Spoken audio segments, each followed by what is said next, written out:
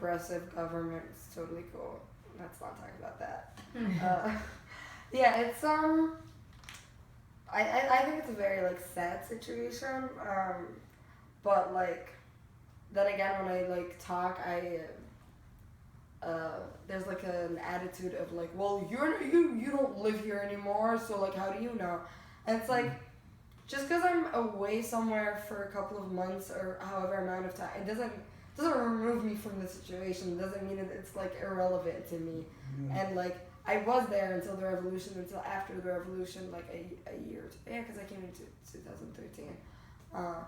So like, got a good chunk of like the shit that was happening at the time, and it was there was shit happening. That's what it was, and but like revolution failed, and then there was like persecution of people that were like activists and such, and that was like not really discussed as much because like no one cares anymore. Because like it was a coup. After all, it was a coup. Whether we want to like call it that or not, that's what it was. But they just like played it smarter. I will give them that because I did not expect it from our armed forces or whatever. They played it smart. They didn't do it in the straightforwardly like aggressive, violent way of like let's just like kill everyone and like take over. They pushed them like poster boy out of the way. Like they pushed the president out of the way. They're like, okay, you're already like 80. You've been president for 30 years. We'll get you to a hospital in Sharm el Sheikh and you can live there, and like we'll just tell people you resigned, like you're good, go, but we'll put all this shit on you. And we're brand new people now. We're like not associated with you somehow. So that happened, and they like there was the staged sort of like election type of thing, and that's when it starts to kind of like look similar to the things that are happening here, but like in a still very different way, because like no one was expecting the Muslim Brotherhood to get a presidency.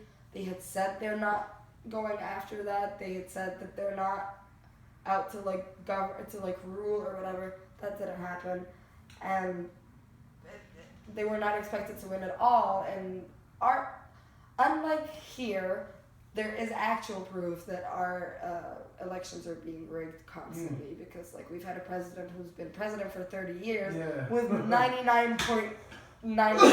So like, I don't know. I have a question. Is this fake news? Is this everything is fake news? All fake news. Tell the sad. I'm not taking the sad. I'm not taking fake news. No, fake news. It is the fake news. spice of Egypt. Fake news. It's gonna be great. Can I ask a question? Yeah. How did you two meet? She performed at the opening night, and I was working on a sound project, and I liked their lyrics and songs, so I kind of approached. So we haven't talked yet, but tell us about the song. Well, before we go into that, I'm interested about what happened in your country, because since we're talking about global issues, my country happened something as well. Like the president of my country has been impeached a couple weeks ago, and it was a big issue because more than 1 million people protest every Friday for 6 months. And the reason why that happened was 2014 there was a big ship has been sunk, and there was 500 students were in there, and the government and the president didn't do much what they're supposed to do. They're supposed to save them, but they didn't do the proper procedure, and then things popped out. Like there was a lot of things, because there's a reason why they couldn't do that, and there was more coming out from. And the president was a daughter of a previous dictator in my country, and that goes on in her family, and it's deeply related to like corporals and economics and like oligarchs. Like oligarchs almost. yeah. So those things have been like popped out, and basically the president was actually a puppet for another. So those things popped out, and she has been impeached. And I'm really interested about your situation, and also I'm interested about the U.S. government situation right now about the presidential election as well. I see those things as like time lapse in a way. And to me, it's interesting to being in U.S. right now because I see right before what happened and what happened right now in my country, and it kind of overlaps with the U.S. situation. How much of a force was it in the U.S. media? They're saying that Park Chung-hee's daughter, Yeah. who was impeached, Yeah. was working closely with a female advisor who was Yeah. sort of a cult astrologer. Is that the real reason, or is there other reasons? Well, to me, I personally don't believe I don't fully believe the press. I try to figure it out. There must be something else. And I don't know. Maybe that's the easiest link to like put all together and have this saying hate against something. And it's so easy to like hate. There's a cult. It's Yes. crazy, and crazy goes right away. Yeah, love is I- much harder. I believe there is much more, and probably way go back to the past. So my country was colonialized by Japan for 40 to 60 years. Mm-hmm. I don't remember exactly how many, but those people who has been served for Japan are still has power, and it has a lot of influence against to like financially or politically. Are you old enough to remember Kim Dae-jung? Yeah. He was more liberal than the person He who... was the first. I believe he was the very first liberal president in my Yes. country. But I don't think in my country there's no left and right. There's extreme right and there's less right. That's what I see. I think I'm feeling it here. It's not the Wow. proper system because we never had a chance to develop our own system. We adopted from a Western country. right. It's similar. So this colonized or like this global neutrality, what do you say about it? This global westernized system has been educated, not inherited. So it is, these things are causing problems one by one in the global level. And I don't know, I don't think it's wrong, but it has to be another way. But you know, it will take time, and now slowly it's like coming out, I guess.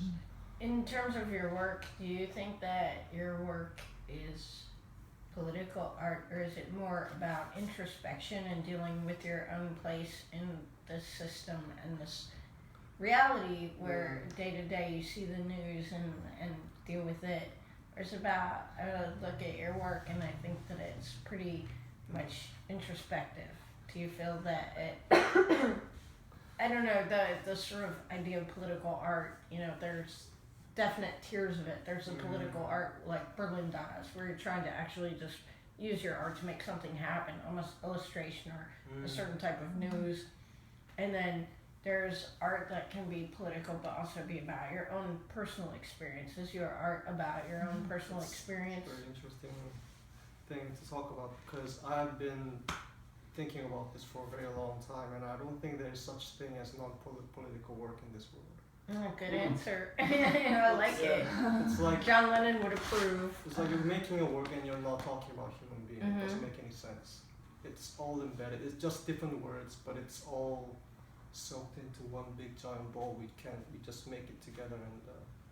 I think there's like the difference would be more in like the level of awareness as to like how political your work is or not, because I can definitely tell you that I personally know people that like will like, let's call it shy away from like that aspect of their work. Yeah. And that's something that I like deal with Dennis, because he's since we like partner.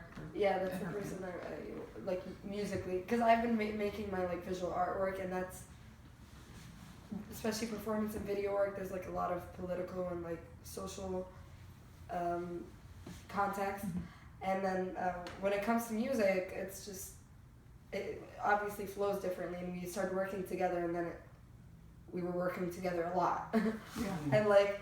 He then at some point it had to be confronted, I guess, and he's like, oh, I don't bring politics into work, like, and I'm like, but like that's not gonna work for me.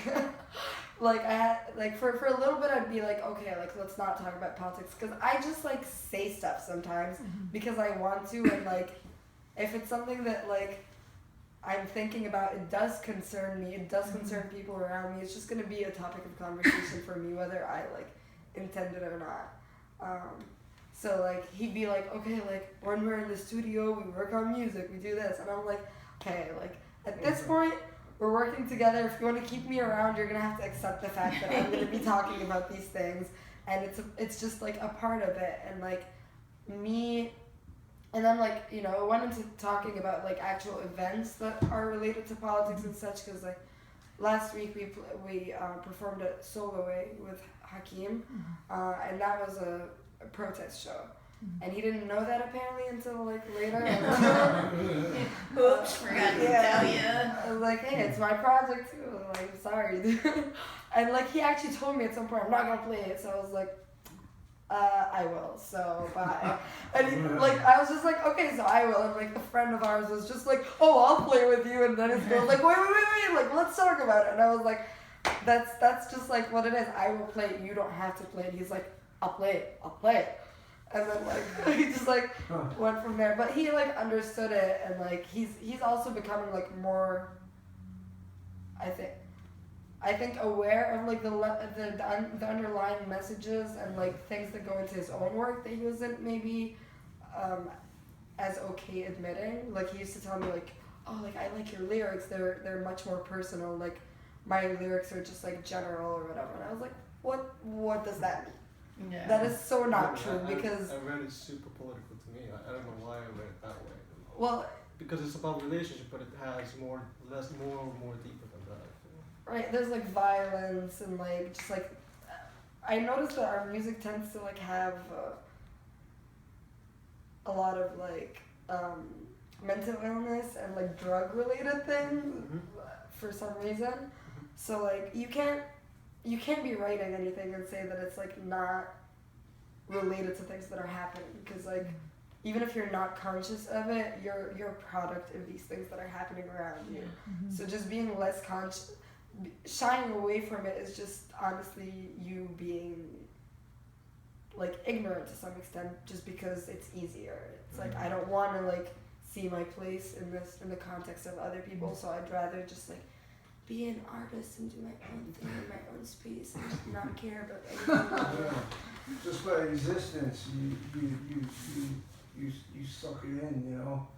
And I think the artist in general, you know, this is what I've been told once, you know, an artist is obligated in a way of sorts to you know, regurgitate, for lack of a better word, you know, what Hey, the world, easily digestible. what the world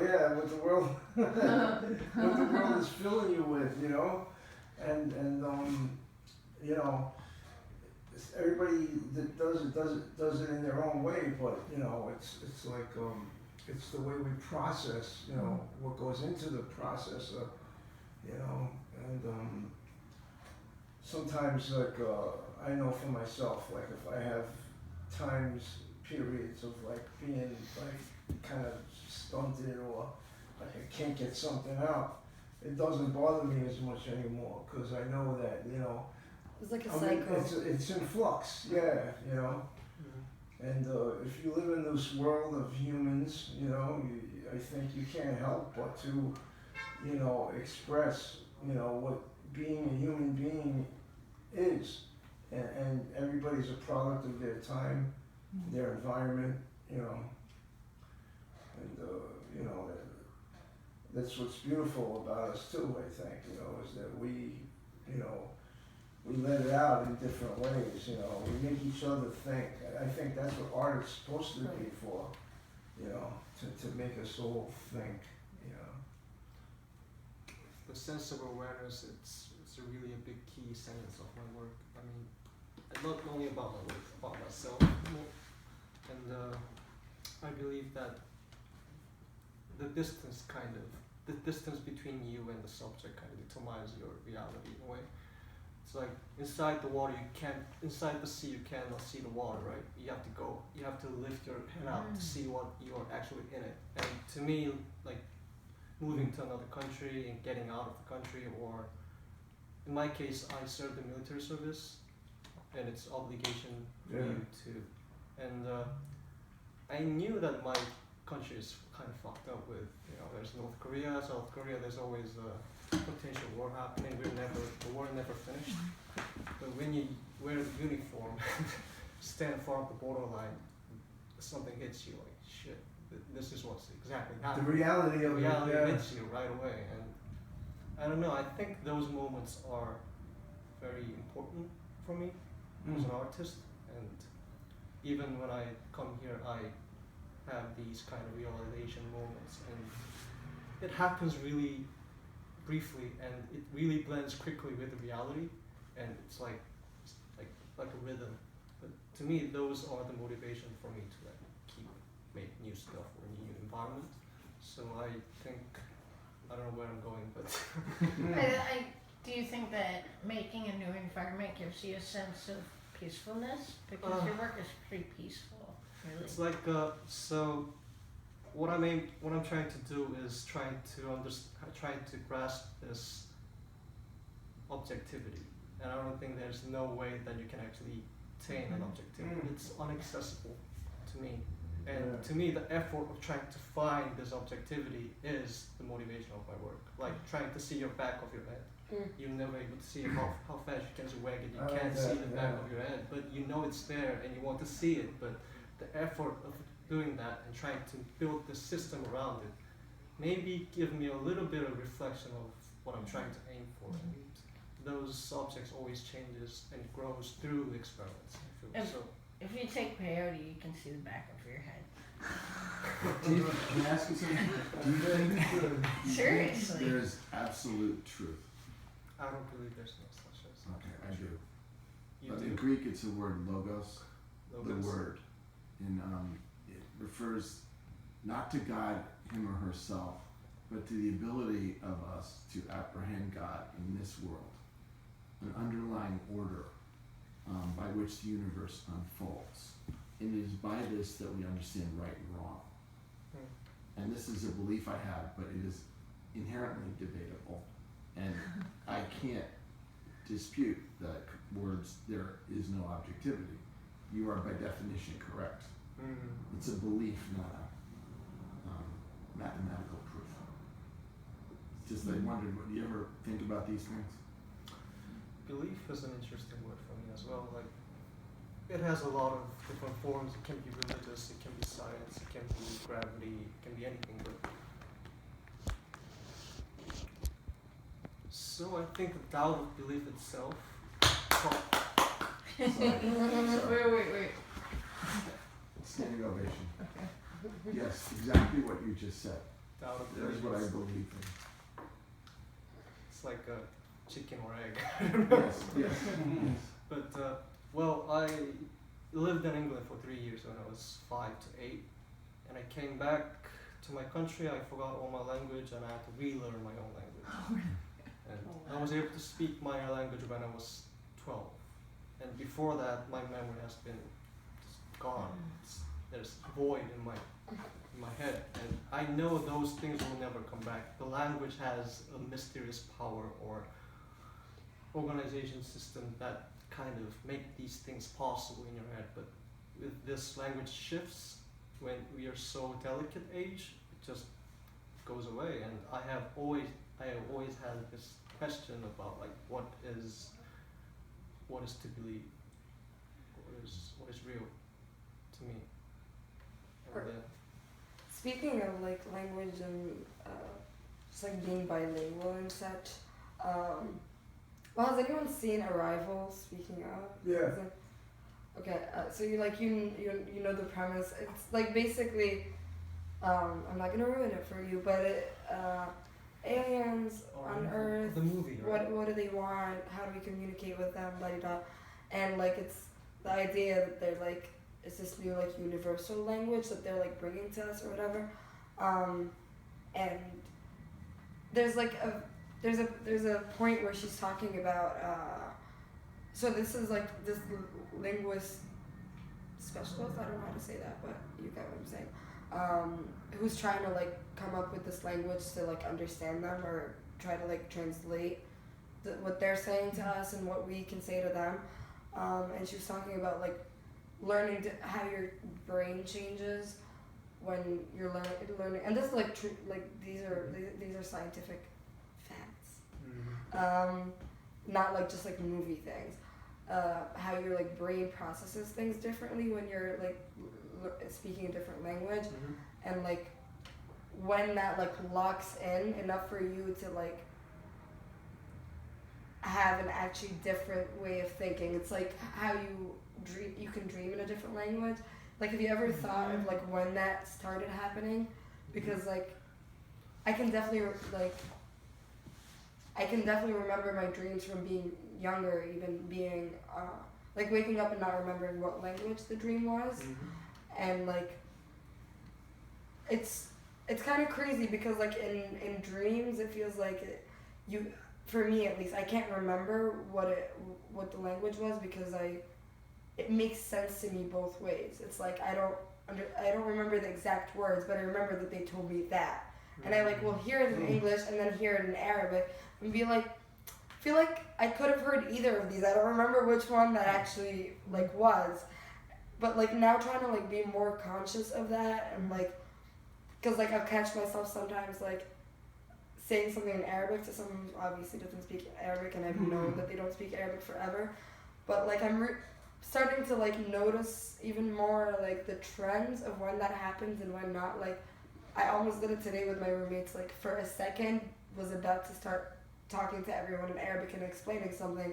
and in my head and it was also a reference to Egyptian culture, so like I caught myself in my head and I was like, wow, for like 3 seconds I totally convinced myself that they would know what I'm talking about, and it was because I was so comfortable with them that I like, and I guess like I had also my phone, and this friend of mine from Egypt was like saying something to me, so I just like mixed everyone up in my head and was about to talk to them in Arabic because I was like in that comfortable space where I was like, oh, you're gonna get this, I'm gonna like talk about it. I don't know if you've ever read Cleansing the Laws of Perception, not The Laws of Perception by Huxley, but the book about ethnogenic drugs, Cleansing the Laws of Perception, and it's sort of Jungian, right? They talk about the collective unconscious and that there are 4 states of sleeping, and in dreams, I can read hieroglyphics perfectly. I can fly a plane. I can do all kinds of things that I'm much stupider on this plane than on the astral plane. I get on this plane and I can't do any of them, but I can read every language in my dreams. And one thing that's interesting is the 4th state, which is dreamless sleep, which is the heaviest sleep that you can have.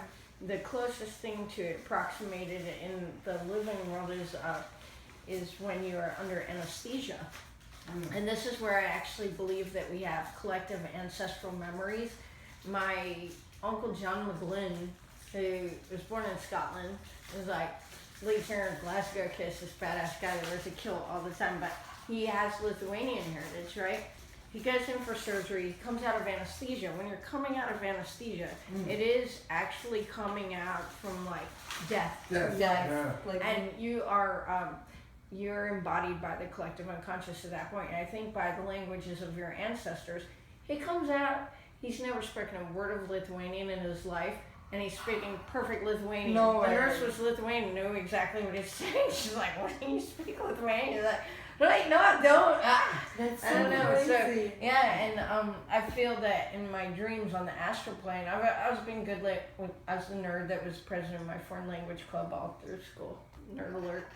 But I literally in my dreams, I swear, I can speak every language, and I feel like that's where the oneness of ancestral collective unconscious lies. That we're all one, and I really truly believe that if we could tap into that part of our brains that is less stupid, at least mine, whatever quadrant of it is, Right behind that. I could probably speak every single language. Genetic memory. It's in there, and it's weird. I came out of anesthesia screaming my head off. Wait, you came out looking for a I bar. thought I was in a bar. I took over a drink. This is the And you best. couldn't make me understand. You just woke up in the hospital. Are you Irish? But it was awful. No, it was very unpleasant. Yeah.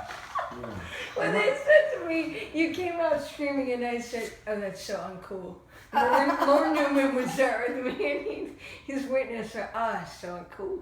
I was embarrassed because I I was want to ask screaming. both of you guys something. I just thought of it in the moment. Offsides. I'm not always sure time is real, but just parenthetically. Oh, was There's that the one question? thing. No, but there's one. That's the context for the question. Okay. There's one thing in dreams I found. One thing I can think of. It seems to transcend both languages themselves and the objectivity problem. Is it possible to be objective? And it's this. It's what we call in English an old soul. Where you, in a dream, there's someone there, and in a dream you've known them a really long time, Right, yeah. but you don't You don't know who them they at all. are. Yes. Have you ever felt that? Yeah, during a dream or Yes. like when in, waking a, in, up? a, dr- in a dream, there's someone that you've known forever. You've never Right, but met, you don't know who they are and Yeah, you don't know and- them in real life or Yeah, whatever. yes. Yeah, definitely. That's, to me, seems to exist beyond what we know as real. I don't know what, but in real life anyway, with a couple people, this would be one. It's overwhelming. There's something supposed to happen here. Right. This is exactly the way it's. Do I make sense? I totally makes sense. It's fun. I've had like a weirdly almost like fake amount of encounters that this has happened to me with someone, like, and it's always the other person coming to me and being like, "Oh, like I've met you before," and there's this like. So like sometimes you don't really know if this person's just like bullshitting you and like saying whatever or like if it's actually a thing. But like I've definitely had like, and this person is still my friend. He's like a 60-something-year-old artist. He's from all over the place, but he lives in Egypt. I think he's originally Syrian, but he's been living in Egypt for a while. And like I met him at this like art supply store.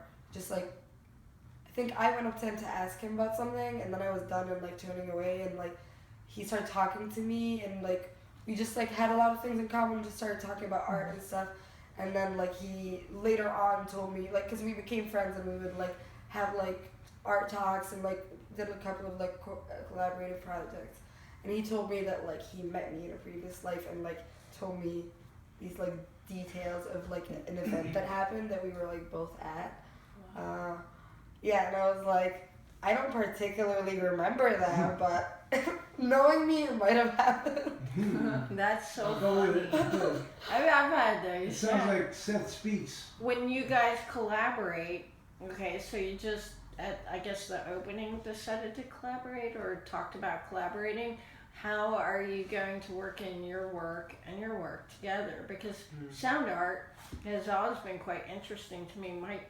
Probably my favorite artist of the past 50 years is Mike Kelly. And his sound art installations moved me so much, and they were so simple. You know, the little, like, I would go and when I was a kid, like at Metro Pictures, can you just give me whatever press clippings you have about him? And it would be this little teddy bear in the middle of the floor of Metro Pictures with this, you could kind of see the sound piece. It was Right. not as things were not as technically adept But as that's they are still now. a thing, like Yeah. showing your work, like especially Yeah. as a visual artist who's making sound pieces, And- like showing the work is a part of it sometimes. Well, yeah, and it's sort of the teddy bear explaining its existential despair. I mean, it's very sad because Mike Kelly did kill himself a few years ago, and that was devastating because I loved his work so much, and he had so much to offer. And boy, his colorful collages of stuffed animals and that kind of thing. But I always thought that his sound work, along with his sculpture, was the most powerful stuff. Right. Because it was raw, and it was what you're talking about, like the problems with mental illness and isolation and feeling like maybe you're not part of something. So do you feel that the sound work you might be able to do along with the visual art will somehow combine that feeling of isolation? Like I've always felt that collaborations, bringing two artists together to do something, is less isolating. I've preferred working in collaborations actually. Writing a book by yourself is lonely, and painting can be lonely. But doing a collaboration can be fun, frustrating, because you might not always meet eye to eye. But at the end of the day, you might come out with something better. So how do you see sound and visual working together to create something that will enhance a piece, to make something perhaps better than what you both think you might have been able to do on your own? I think personally for me, it's not really like even a question of like different mediums coming together, because like I don't really restrict myself to a specific medium, and that's been like a thing that I've had to like try to explain to different people, because I would, you know, I learn something and do something for a while, and then like people see that, and then like I move on and like learn something new and like try to bring that in, and like I went from like just like, and that's why I did sculpture, because like I thought it was the most open of fields. Like you could pretty much learn how to do anything and then take it from there. And I like did sound art and video art in there and like mixed them with performance and such. But then like I, you know, music was like a whole other thing. And like it's so strange, because like in the visual art world and the music world, they still see each other as like separate from each other, which is I like know, I've always found that to be so insane to strange. me, because like it should make more sense that once you have like a certain amount of creativity, you should be able to express it and like say different languages, which is that like the visual art and like, you know, music or sound or whatever, they're just different languages of like talking or creating conversation about the same thing. Well, yeah, absolutely. Like, I don't want to interrupt, but I think one of the most important books ever written about art history is The Banquet Years, which is about Jarry, Apollinaire Satie, and Rousseau. So you have a painter, a composer, a totally nut job playwright, and a poet, and they're all best friends. Right. And I think that they fed off of each other to an incredible extent, you know. And so I just want to know, just from both of you, how do you feel that can you compromise with each other? Do you have plans for what you're going to do, or are you just going to talk about it and kind of... Well, honestly, we haven't talked about it yet, and this is probably our second time Right. meeting each other. We've like briefly like discussed works that we have and could like bring in and like ideas, but not specifically what this one is going to be. But the one thing I'd be interested in right now is the process of translation and how it lost or gains meaning during the process. So maybe I could talk about with her in a way, because we both have like Or different like languages. information, like how information. It's kind of like playing, what is that game? Like a telephone, like broken telephone. Oh, yeah. It's like how information is like Yeah. chopped up and like changed as it. That really just happened. Yeah, I did that Telephone. too. That Like was the most really classic weird. telephone where. It's just little pieces around, and we kind of collect them together, and it makes a different type of opinions, and these origin is not even reliable, I feel, sometimes, and we believe that's the truth. And to me, like, translation is kind of similar as well in that process. And I do sculpture works, but I don't think myself as a sculptor at all. I feel like I'm actually building a system. Hi. Hi, how are you? Welcome. Come make yourselves comfy. We're having an artist talk, and then we're gonna get to the open mic. Chill out.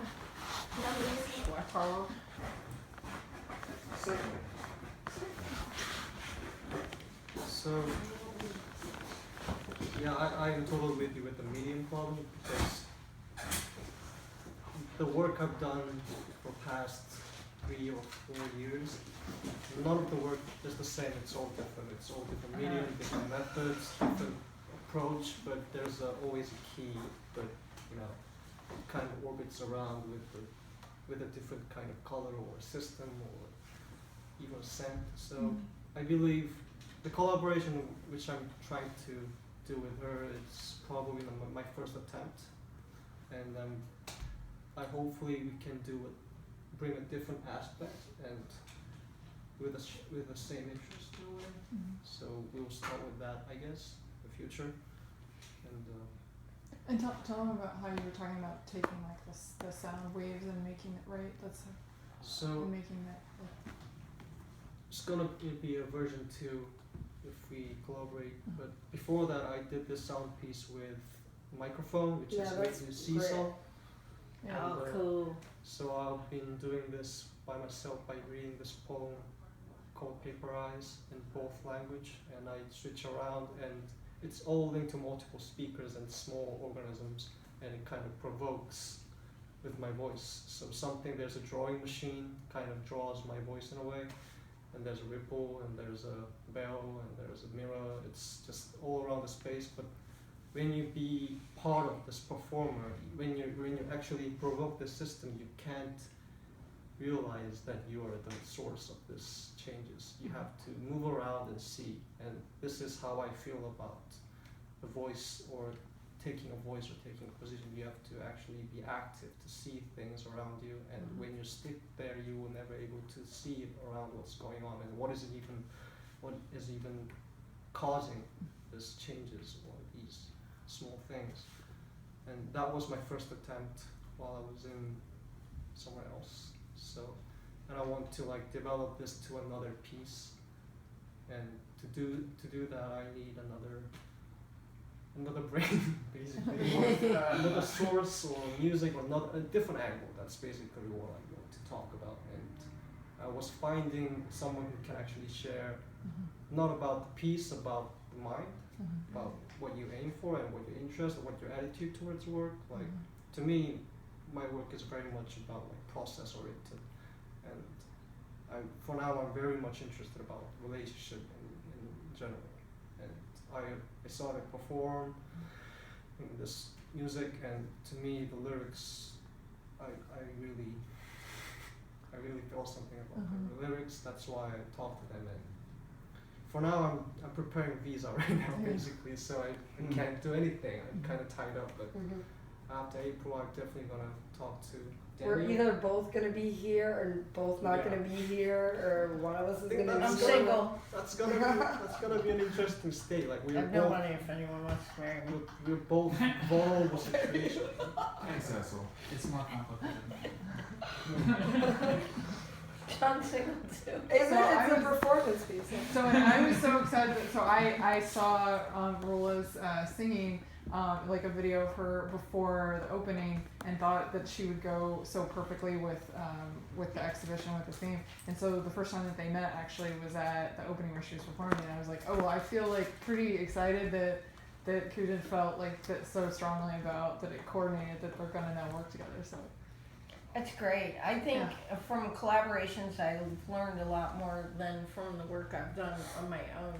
I learned to write screenplays. I learned to edit screenplays better.